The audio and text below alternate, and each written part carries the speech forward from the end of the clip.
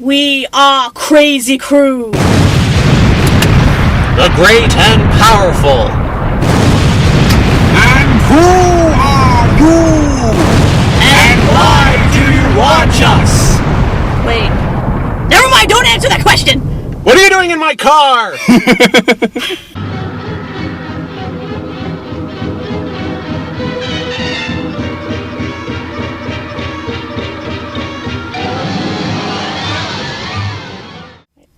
Nobody watches this vlog! Nobody don't know how! Shut up! We want them to watch! Alright. And from what we've seen, that really was a movie of a different color. Ooh, yes. Oh, boy. So, yeah, we saw, Oz, the Great and Powerful, or Wizard of Oz, the prequel. Or Oz in 3D! Even though we saw it in 2D.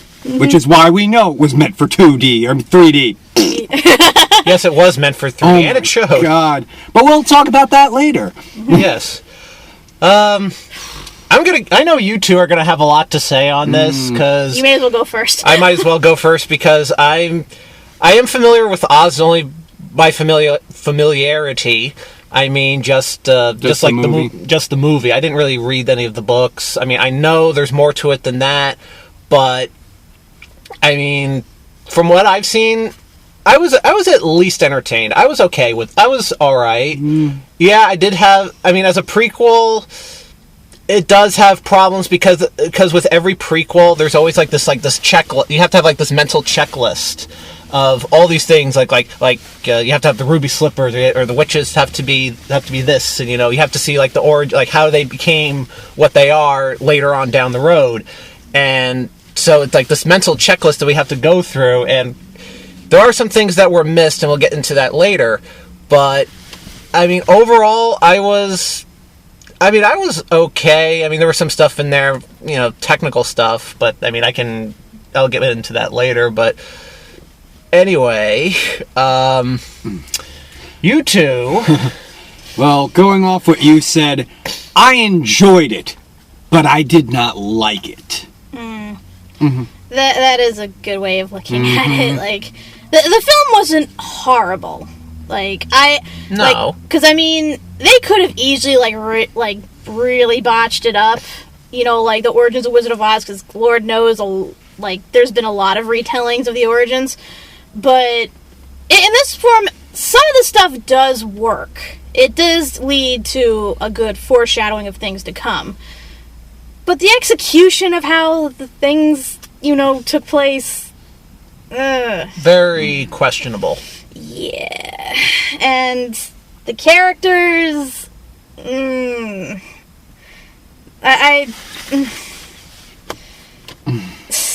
don't even know where to begin. I'll talk about who I did like. I like the wizard.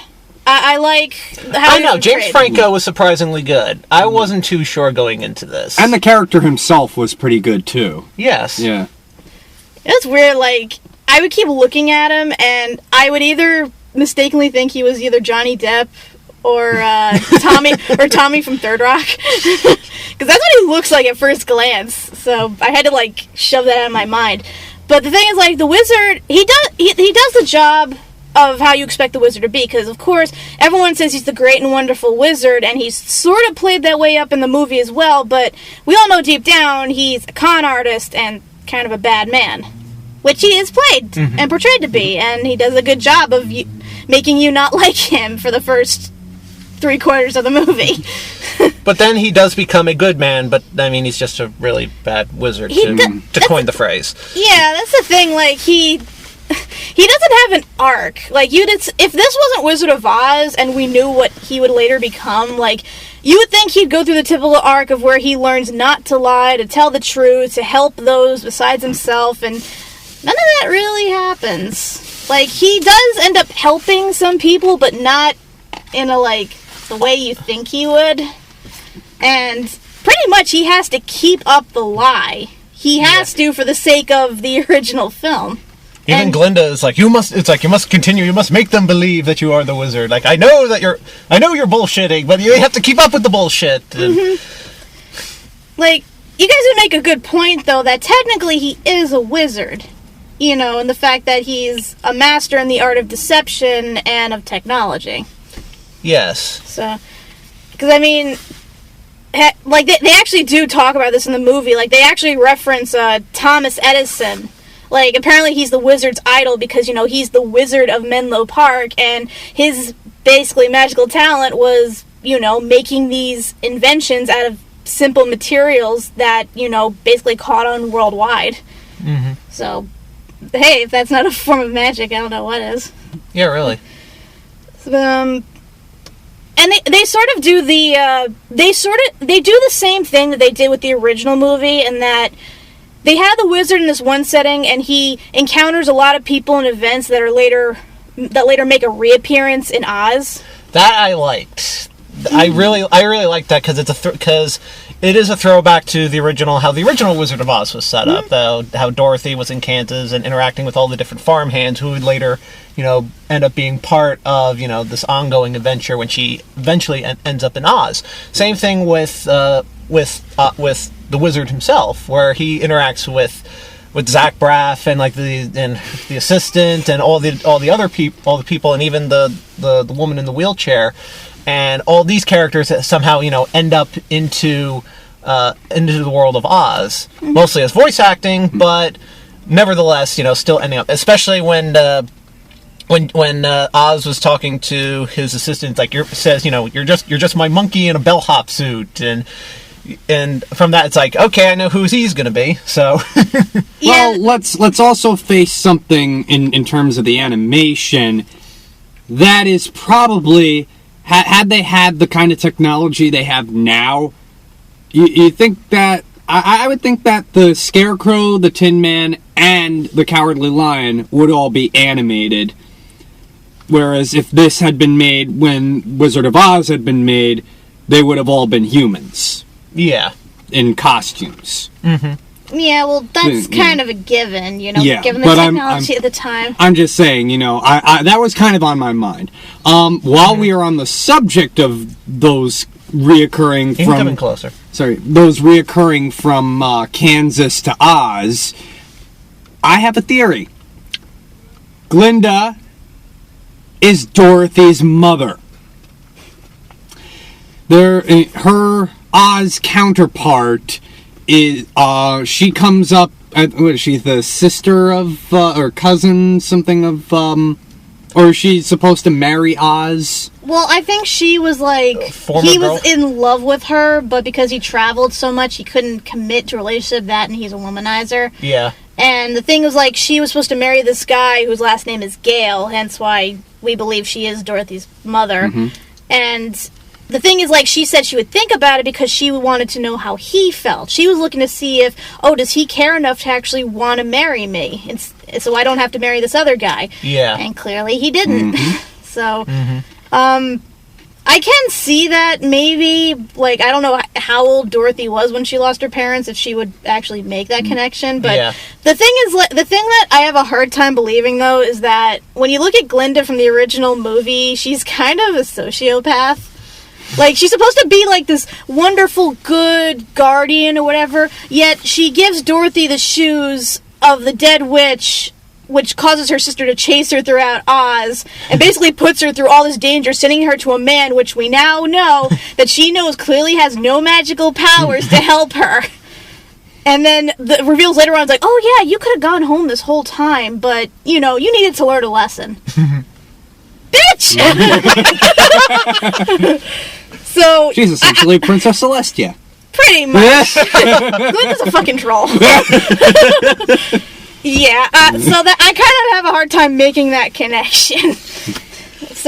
But, the point is, whether the character is different or not, her appearance is all that's really important. Yeah, true. I gotta say, since Wicked happened, pretty much all versions of Glinda I've seen now are blonde. Nobody looks like the original Glinda anymore with the red hair and the pink outfit. The only thing they borrow from her is the travel by bubble. Maybe she changed the color of her hair, magic. It's magic, bitch. We don't have to explain it. True. But it's something in terms of that. It's Whereas you have both witches being played by different actresses of the movies. It's like you have to sort of suspend your disbelief that either they've aged or that this is how they appear to the person in these movies. That is true. I get ahead of myself. However, while we are on the subject, that reminds me of a term I'd like to say. Since we are doing a prequel, and a lot of prequels are guilty of this, foreshadowing. Force shadowing. That is essentially like you have your prequels where you need to add these things to find out why this stuff that's in the original movie has happened, and then you have your completely unnecessary bullshit that the writers just felt absolutely necessary to add in either as a reference or what have you. It's there, but it doesn't need to be there. And that is essentially foreshadowing. It can be subtle, it can be outright humongous. The Star Wars prequels, completely guilty of it. Mm-hmm. Why did Chewbacca have to be in the third one? Seriously, That makes no sense. You said exactly what I was thinking. But I digress. Yes. Coming also from a Star Wars fan, yeah. You pretty much hit the nail in the coffin on that one. But let's get back to the movie that we're actually supposed to be talking about. Mm-hmm. Yeah, so yeah, like I said, I like the wizard, and the side characters, I mean, half are useful, half are unnecessary. Like, I really didn't see the point of him having the monkey or the little China girl with him. Because, I mean... They were the companions. That's pretty much what they were, though. Like, the little monkey, like, he saves his life, so the guy owes him a life debt, and because he owes him a life debt, he's the only thing that the wizard... can keep the secret. That can keep his secret, which he reluctantly has to go along with. But, like, aside from carrying his bag around, that's pretty much all he does. Not necessarily. I mean, he does help him steal the wand, who thought was the Wicked Witch, but it ended up turning out to be Glinda. I just think that they could have done more with the monkey character. They could have given him a backstory as, he's a flying monkey. Why isn't he working for the Wicked Witch? That's the one thing that also kind of bugged That me. threw me off a lot. Very much so. Because apparently, according to this movie, the Wicked Witch did not have flying monkeys. She had flying baboons. Big difference.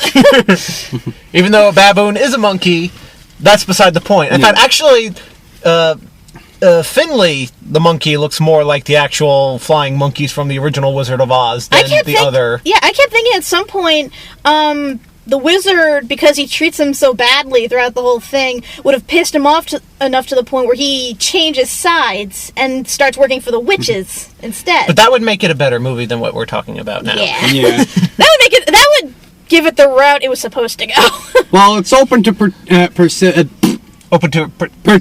interpretation. If we can talk. I was thinking maybe he could have been like in training, that he was still young and that he would eventually become one of the flying monkeys that, was in the army of them.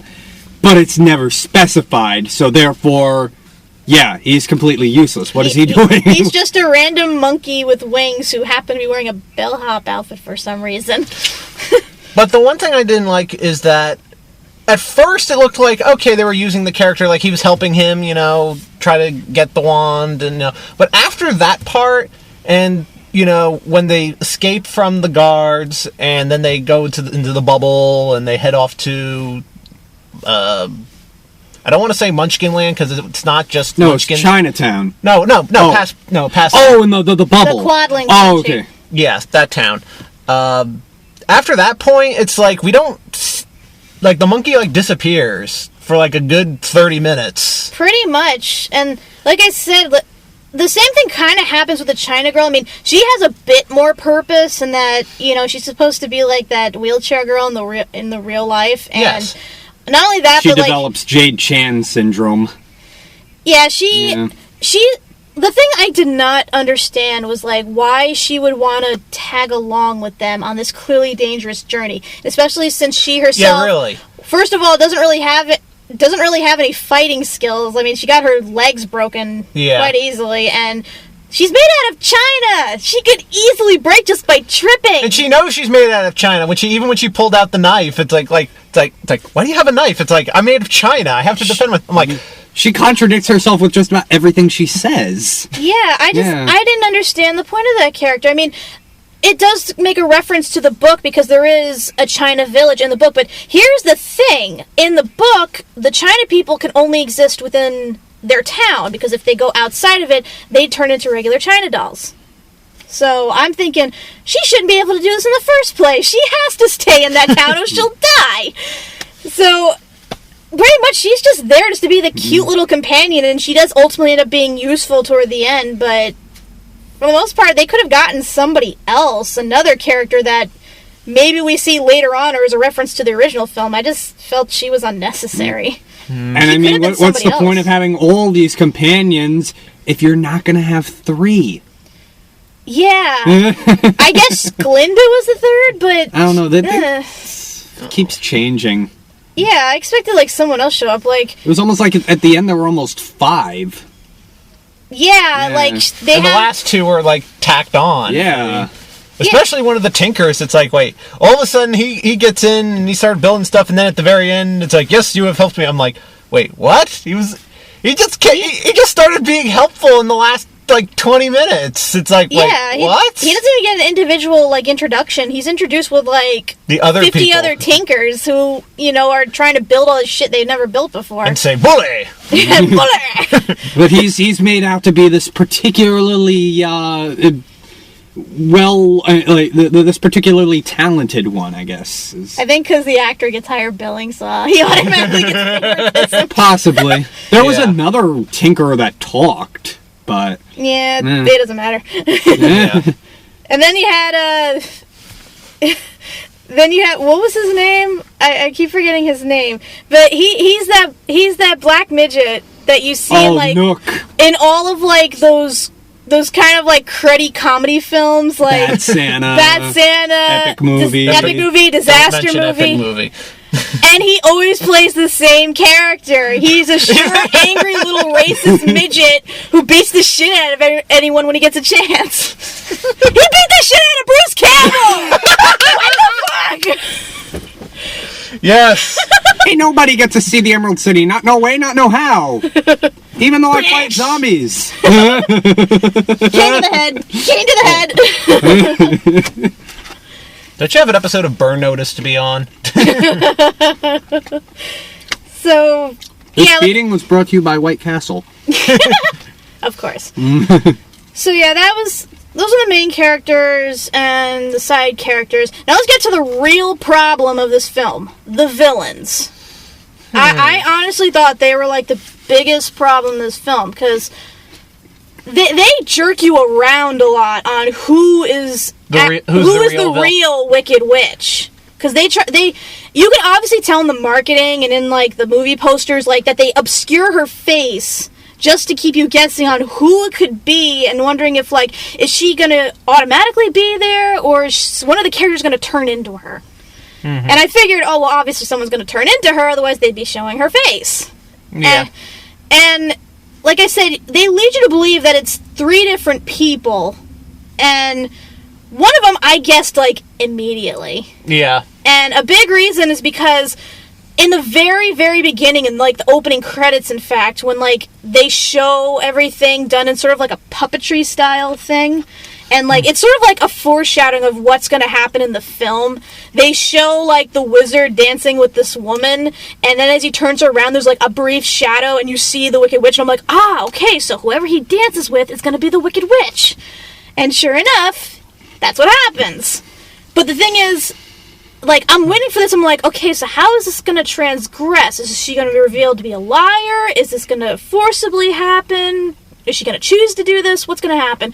And then all of a sudden you introduce this other character, and they're like, oh, wait, she's the Wicked Witch. And then they're like, oh, well, you have to go fight the Wicked Witch. I'm like, wait, it's another person? Like, a person who's already wicked out there that he killed? Like, okay. But then, yeah. After like that big journey where they send the wizard off with no weapons and just a monkey and his suitcase and his China doll, And then he learns the truth about who's the truly Wicked Witch is. Then we get to the point where the actual Wicked Witch is revealed. Yeah. And her reasoning for how she ends up getting...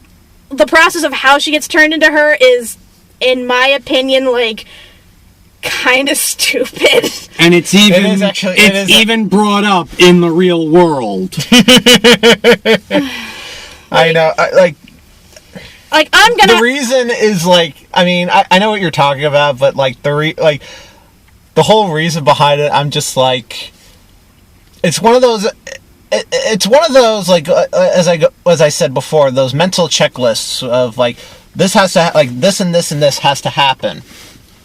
And what happens is with the origin of, the Wicked Witch of the East and the Wicked Witch of the West in this case, I'm sitting there going, wait, really? This is why they don't like the wizard? Because of this?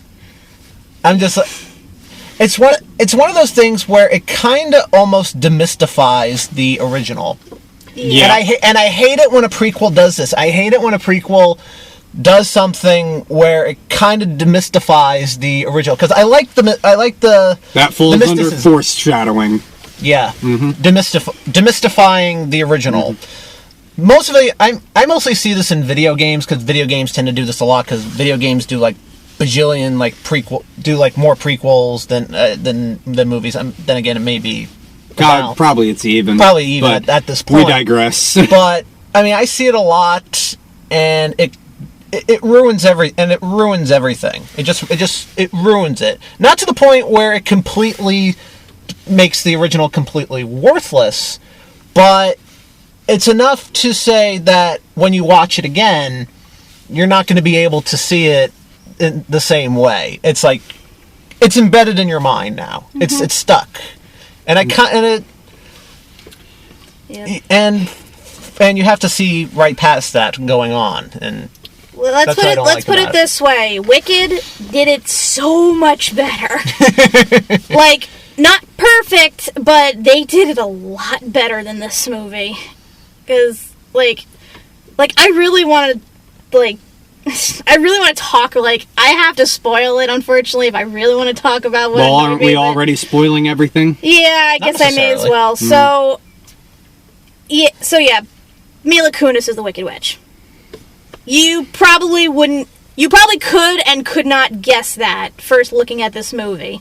Like, at first, I'm thinking, again, I had that hint from the beginning, so I'm thinking, okay, so she's going to be the Wicked Witch. Now, is she going to reveal to have been evil this whole time? But no, she's actually the sweet-eyed innocent who doesn't believe in good or evil, but at the same time she doesn't want to kill someone, but she also wants to help her sister who is clearly evil. So she's kind of wishy-washy back and forth on the whole matter. And then she, of course, gets the hots for the wizard. In fact, the two of them get on pretty quick as soon as he gets an Oz. I have just met you, and I love you! Pretty much! I'm going to say this right now. The wizard is a pimp.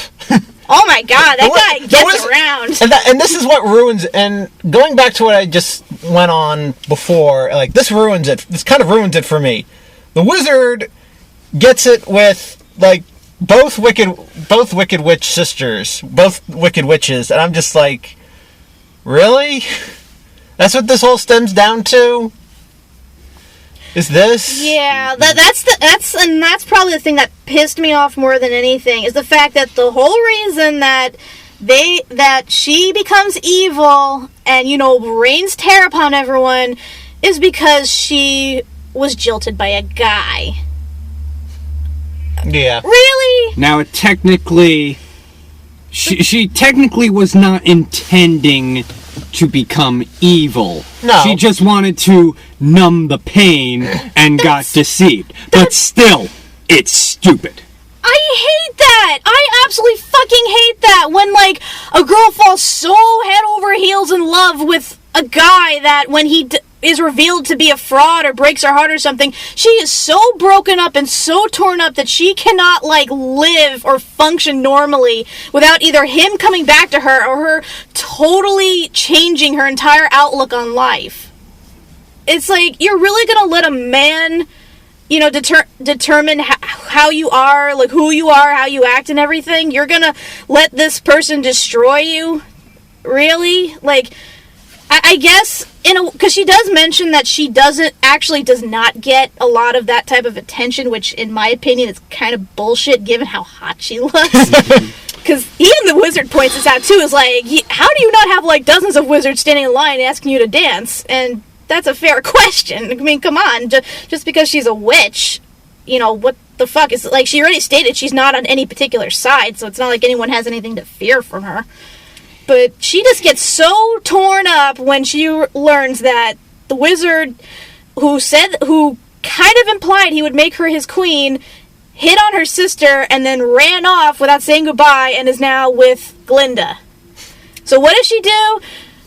She listens to her clearly evil sister who gives her this magic apple, and suddenly I think we're watching Snow White here. Or Twilight. One of those movies. Who says, eat this and it will take away the pain forever. Yeah, she does it immediately and it shrivels her heart and suddenly she's wicked. And green, because the apple's green. Yeah, the apple's green. But then again, it's a great... I think it wasn't red, otherwise... But then again, Granny Smith apples aren't really meant to be eaten. I mean, they're more like for baking. They're like made for like apple pies, and actually the smell of it would have dulled the headache. But I'm getting technical here. Anyway, it's about that time where I talk about something that most of you are going to hate me for. And we're gonna have this rant. Or I don't get why you're gonna hate me, except for the fact of her appearance. But I hate Mila Kunis! Now, I think she's probably a nice girl outside, but she can't act except for one emotion. Anger! Anger, or being upset, or just basically overall being a bitch. Pretty much. She has no talent. I'm sorry, but she doesn't. I mean, when she was the Good Witch, she was just a step above Kristen Stewart because she would actually change her facial features, but she didn't emote. And then, okay, then she becomes the witch. Her acting improves, but she doesn't have the talent. Her voice is terrible. I have hated her for ruining Meg on Family Guy. I thought she was okay in Black Swan. Nothing special, but in this, it's like, choose a fucking character. Now, I say this because her voice is terrible. Okay, sometimes she would talk normally. And then sometimes she would screech, and it'd be, like, really uncomfortable to listen to. But choose! Choose what you're gonna do! Are you going to imitate the actress from the original, or are you gonna do your own thing? Ah! And then you had a gripe, too. Yeah. Yeah, here's the thing, like, I didn't hate her as much as you did. Like, I've never really hated Mila Kunis. I didn't think she was spectacular an actress, and she can be funny, with her bitchy attitude, but the thing is, like, she can be a manipulative bitch, but in terms of, like, outright wicked evil, like, she tries way too hard. Like you said, the parts where she's, like, screaming at the top of her lungs just to sound menacing. She doesn't have the vocal range for it. Yeah, like... Because, like, I'm thinking, like, okay, so is she trying to mimic the original Wicked Witch? I mean, At first I thought, but it's like she kind of goes in and out of it too much. Yeah, she's bringing up on her trying to pick a character. Mm-hmm. Because that's the thing with the original Wicked Witch. You believe that she's the Wicked Witch. And she was a teacher. So you can tell she's had practice. Teacher turned actress, so. But... I don't know, Mila just, like, she was forcing it so much, and the sad thing is, like, for the most part, I loved her look. I loved the redesign of the witch's dress. You know, she looked evil. She looked menacing. She was ugly, but at the same time had a certain beauty to her that you could see brought out in her eyes. And she had like the dress, like the flowingness of like, you know, her cape and everything. Even the hat, it looked great. But the makeup, like, why did you have to make it CGI? Like, you honestly could not you could not paint a person's face green. They do that all the time in the Broadway show of Wicked. They've done a much better job in The Mask with Jim Carrey. And that's what I actually thought she was, because you saw her, I'm like, whoa, spoken. No pun intended, because she does come up from the... Because it is so clearly CGI, and it looks so bad, and it's like, you have this great outfit, this great look, and then you have, like, putty face over here. I will admit, I thought the makeup did kind of make her a little chubby.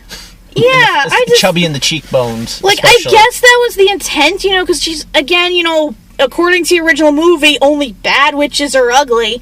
But it just... They could have done more. They could have just done all makeup and make it ugly. Yeah. They could have done, like, kind of like in The Curious Case of Benjamin Button, where they had all these, like, makeup effects for Brad Pitt. I mean, so they could have just done that. I don't know, heck, they had better green makeup on, like, Star Trek and Doctor Who. Like, with this, it's just, like, they could have made this character, like, this could have been, like, the new cosplay or something, you know, if they took it a step further, make it look even more defined, you know, but the face, it just ruins it. And then, the two sisters, they work together, and it's never mentioned at any point, but you assume that her sister's the Wicked Witch of the East. Yeah. And, like... But the thing is, like, we never ever see what the Wicked Witch of the East looks like in the original movie, nor are we even told what she looks like in the book. Right. We have no idea what she looks like. So why do we need to see her transformation? Yeah, that's... At one point, she has, like, this epic battle with Glinda, and...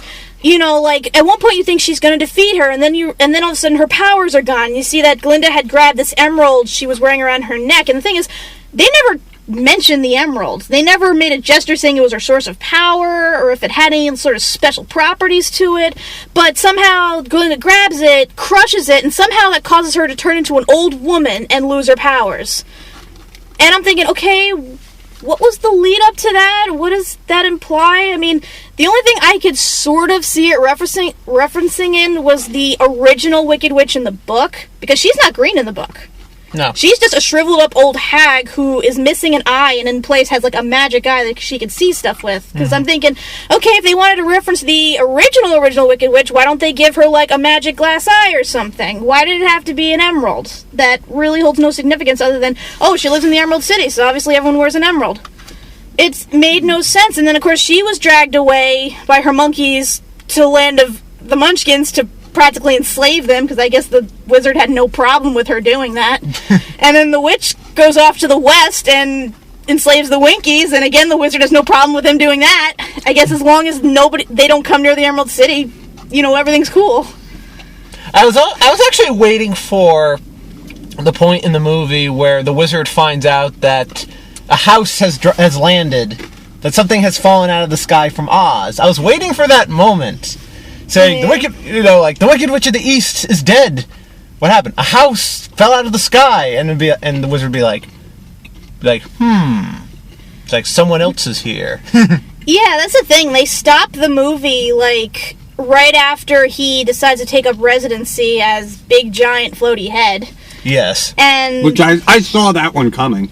Yeah, and that's pretty much it. Like, because this is, like, I guess a good, like, 20, 30 years before Dorothy landed or something. About it was like 1905. She gets there in like 1935 or something. 39. Well, 39 per se. Well, then again, you have to not take the book into account, because she actually goes there, I think, in like the the late 1800s. So yeah, time screwed up. Wibbly wobbly, timey wimey. Yeah. I'm going to talk about that later. But yeah, like, I was, like, waiting for that to see how far they would take it. And I guess in retrospect, it's good that they stopped at that point. Because otherwise they probably would have fucked a lot more stuff up. My question is this. Where are the ruby slippers in this? That's what I was asking too. Like, especially with the Witch of the East, because those are her slippers. But at no point is she ever having them. But isn't the ruby slippers the source of the Wicked Witch of the East's powers? Yeah, they're supposed to be. So why is the emerald? So why is there an emerald? Why is there no? That's again to prove my point. What is the point with the emerald? Why don't they have the shoes or something? Because of course, as you all know in the book, the shoes are silver, not ruby. Yeah, they were changed. Yeah, that's right. They were changed because of the movie. Actually, you know what really gives a good explanation for the ruby slippers? In Wicked, in the story of Wicked, the Witch of the East, who actually isn't a witch at all, she's just, the Wicked Witch of the West's younger sister, she's actually paralyzed and has been since birth, and her father gives her a pair of silver shoes for her birthday. And she pretty much wears them. They do nothing special, and then many years later, when she's in charge of Munchkin Land, and her sister visits her sister, who at this point now has learned magic, enchants the slippers, which turn into ruby, and enable her to walk. Ah. Which would have made a better story than the China doll. Yeah. So, and that's pretty much the only magical property about them, is that they enable her to walk. Like, they don't... I guess maybe they could have had extra powers, because, again, the Wicked Witch of the West was still relatively new at learning all this stuff, but... That was a much better explanation, and at least they didn't leave him out completely like this movie did. Like, give some build-up or something, give some proper foreshadowing. I mean, if you're gonna shove shit in there to, like... That's something we really should see. Exactly, and give it its own explanation as to why she has these ruby slippers, why they have these certain magical properties, why the other Wicked Witch would want them later. Aside from, they're the only thing left of her dead sister. I mean, that's fine and good, but not enough to, kill people over, aside from the fact that she's evil. Yeah, really. So yeah, as you can see, I had many problems with this movie. Like, just...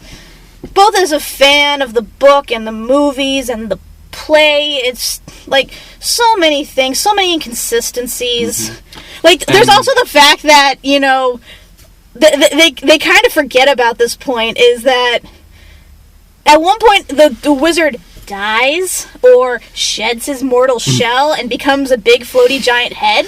The big giant head. Yes. Greetings from the big giant head. And that's pretty much how people now know him. So they would think that, his mortal shell's gone forever. Yet, in the original movie, he appears inhuman to everybody to say farewell when he goes off in his balloon. And nobody questions this. It's like, wait. Damn it! And he's older, which means that he's not like an immortal, all-powerful being. So you would think they would sort of catch on to this point. I did think about this. Damn it! You see? Plot holes, inconsistencies, twisted facts. They do kind of bring it up, so it's not a plot hole. Well, I mean... They do have him come back, and... he's... Well, no, nobody knows that he himself is still alive. Hence why, they set up that whole elaborate thing in the throne room so that he can keep up appearances. Yeah. I will say, though, that is one thing that I really liked about the movie, is how he does the big giant head. Yeah. Yes. And how you has see the it coming. powers. You know it's coming. That was like, but it's amazing. That was like one of the few things that was like properly set up and properly foreshadowed, and when you finally see it, it is just so freaking awesome. And especially given like the technology at the time, like you'd think this is some futuristic shit that they'd have to pull off. No, they managed to do it like pretty much, pretty much Thomas Edison style with little scrap stuff that they had, and they did it wonderfully. And thank God they were in a universe where people didn't know what half of this shit was, or what half of these Or they just believe in magic, they don't believe in technology. I know, like, that was pretty cool. I will give the movie that props for that. And it does give a reason as to why he portrays himself as that way and why the people see him as that way. Yes, it does. Once again, checklist. Although, as a slight nitpick, just because I've read the book, in the book, he only appears to Dorothy as the giant head. Because, in fact, he actually changes forms. Yeah. Because he has them all going one at a time instead of all at once. So he appears as a giant head to Dorothy. He appears as a sexy lady to the Scarecrow. He appears as a giant ball of fire to the Tin Man. And he appears as a giant dragon to the Lion. So, yeah. Like, okay. I would have loved to see them play around with that. It's like, well, I don't want people to think that that's how I always look. Maybe I could screw around with people a little bit, portray different images, Now, for all the things they were trying to copy about the original movie, from the beginning where you have the title sequence going with music before the movie starts, to when, having it in all black and white in Kansas, and then as soon as he's into Oz, it goes widescreen and color, and I actually like that. All the things they tried to copy about the original movie. There's one thing that they really did wrong. That is, they dated themselves. Now hear me out. Wizard of Oz, the original movie, is known as one of the great timeless movies, the most timeless story, because they don't refer to anything pop culture related, anything in technology, anybody, any famous person. It's just a movie that stands on its own story. But in this one, as you said, they're mentioning Thomas Edison and all these, Harry Houdini. Yeah, Harry Houdini. They're mentioning all these people. They're mentioning dates. So therefore, you start wondering what time and place this movie took in, where it's set, what time it's set. But it did say where it was set. Well, I didn't mean to say that. I did not mean to say where it's set. And he means to say is that in the original Wizard of Oz, it's just Kansas. It's just Kansas. It's just Kansas. On a farm, and then it just goes to this other mystical world, which could be anywhere at any point in time. It stands on its own. Yeah, and you could easily adapt that, to modern day, which they have, done it plenty of times. Yeah. But in this case, it takes place in the early 1900s based on the people they talk about, the technology they use, and, what is accessible to them. So it is firmly planted in that date, and the movie probably couldn't work in any other time period. At least it wouldn't have the same type of effect. That's not necessarily always a bad thing. No, but when it starts you thinking about that, it just, it kind of distracts.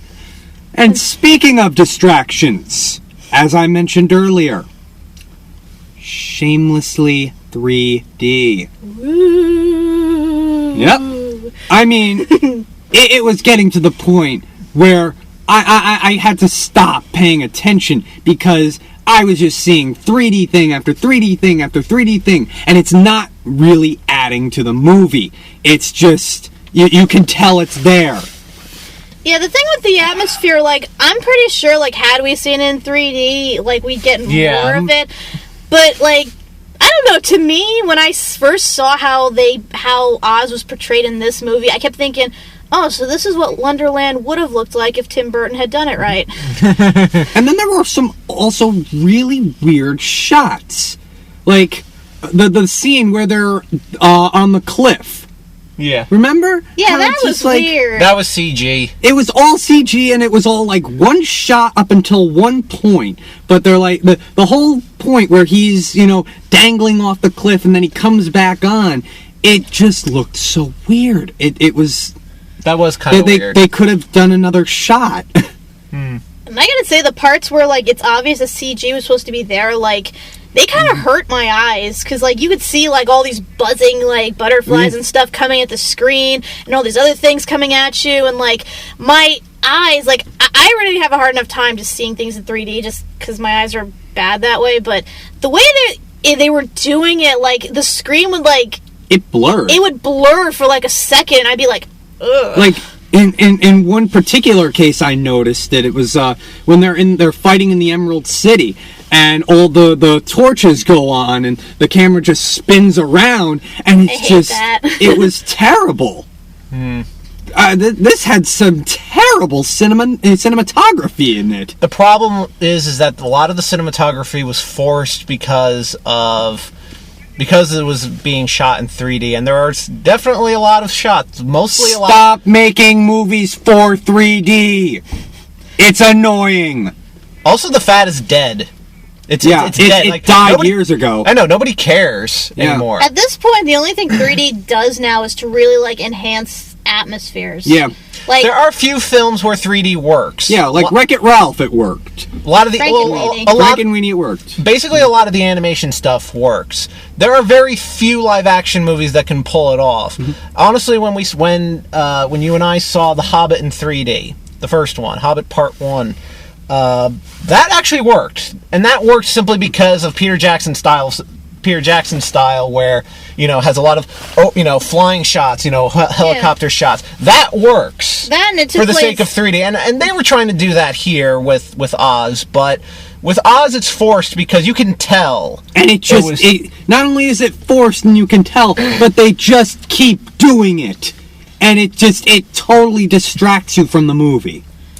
Yeah, I'm glad we didn't see it in 3D. Yeah, me too. I mean, maybe it would have been a little easier to look at and not have so many blurry moments, but I'm pretty sure it would have been just as bad. So I didn't want to shell out the money. None of us did. No. No. I don't need to put any more strain on my eyes than I already have. But yeah, really. So yeah, like you said, we each had individual problems with Oz. Some the same, some, more particular. And, like I said, even after all that, I still hesitate to call it a bad film. Because... I know, it's not... It's not bad, but it is very weak. Yeah, and it's kind of unnecessary. I'm just saying, like... Because, I mean, do you really need to know all of that stuff? I mean, Wicked basically covers everything, and even beyond. And that's what confused me from the get-go, was like when I saw the teaser, the trailer to this, and I'm just like, wait, how does this tie into Wicked? Because isn't there already a thing called Wicked, which explains all this that they're showing? Yeah, that's the thing I should say right now to all you Wicked fans out there. If you're going to see this movie, just pretend that you've never seen that play. Which may be very, very hard. Because, like I said, they change, like, so many things. And, like, you're going to be just, like, confused. You're going to think, wait, but she didn't turn into that. She was always that way. Or she's not supposed to be... Seriously, just forget it. Just pretend Wicked never happened, or it takes place in a much better universe. Yeah, really. So, yeah, ignore that. And like I said, in terms of, like, the movie, like, obviously they reference the original movie a lot. There's stuff there that fans of the movie will pick up, and there's even, like, stuff for book fans like me that will pick stuff up. And then there are people like me who constantly make Scrubs references every time Zach Braff's character messes up. Damn it, JD! Yeah, this is newbie! This is a very riffable movie. Yes. That's what I was noticing. That's what I noticed. I was like picking up fodder. That's the like, if some of us rent it or whatever, we have to riff it. We'll do an iRiff. Then again, people will probably be doing it anyway, but it is very riffable. Definitely. So, I guess if you're a fan of the movie, you might enjoy some of the throwback references. And, I know I did. Yeah, and for those moments, might see some of the lead-ups to how the characters are the way they are now to be. Somewhat decent, but not perfect. You might like it. But if you're hoping for a decent prequel story, don't hold your breath. You'll just be disappointed. If you want a good prequel story, go see The Hobbit if it's still playing. I think. I don't know. Yeah. If you're a fan of the book, you're gonna be very frustrated. you'll see the references, but you'll still say, "No, they can't do that. No, that's not there. What the fuck is going on?" And again, the original movie had the same problem. Well, yeah, I mean, obviously everyone knows that the movie is nothing like the book. Like, it borrows, the plot and the characters and the basic storyline, but all the other shit that goes on during it, Like, again, there are references, but it's very few. So again, you'll be frustrated. And like I said, if you're a Wicked fan, don't hold your breath. So, and then I guess as a moviegoer, as a casual moviegoer, even though, well, it depends on the subject. This was one of those subjects where I wasn't so keen on. That's why I let you guys talk. But as an average moviegoer, for the average moviegoer, you'll probably be entertained at least. I know I was. If you've seen the original, which I have a dozen times, the original Wizard of Oz, you'll definitely pick up on a lot of the references, a lot of the key things that they do, which are cute. I will give them that, but I mean, ultimately unnecessary. And you're gonna definitely find some problems, like plot wise, like some things that just make you go, It just, makes you want to question a couple of things, especially character arcs, and once again, the whole demystifying the original in some aspects, but I was still entertained by it through and through, regardless. It's something to take the kids to. Yeah, pretty much. Ultimately. Yeah. Although even then, we didn't talk about this. What? There was a lot of nightmare fuel in this. The story itself is kind of dark to begin with, and there's a lot of more adult elements, especially at the end. That there's that real adult joke with Glinda and and Oz. Yeah. But why did they have to hook up? Seriously. That makes no sense. But seriously, though, I don't know if you really want to take your kids to this unless you want to give them nightmares. Yeah, the flying baboons. Yeah, but in fairness, the original movie does have its own good share of nightmares. Yes, it does. Yes, it does. The original Wicked Witch is terrifying. I was always scared shitless of her as a kid. So that whole Dark Forests thing? Yeah, the whole Dark Forest with the monkeys trampling on the characters, and there's also that part with the trees. Yeah. Like, I saw that and I'm like, Daddy, why are the trees grabbing him? So, trust me, like, Nightmare Fuel is nothing new for the Wizard of Oz. It has plenty of dark and creepy shit in there, but some of the stuff in this movie it did get pretty intense. Yeah. And those freaking flowers that was like trying to attack him. So I'm like, so those are those spooky eyes in the original. They were just man-eating flowers ready to kill everyone. Feed me, Seymour! Feed me. I do want to give sort of two stories of our experience in the theater. Okay. We were sitting next to this family, of kids, like 3 kids and a mom, and there's this one boy next to me, and when we first see Oz, kissing the girl, the Mila Kunis's character, it's like, really? You kissed her on the first date? Man, I'd wait till the second.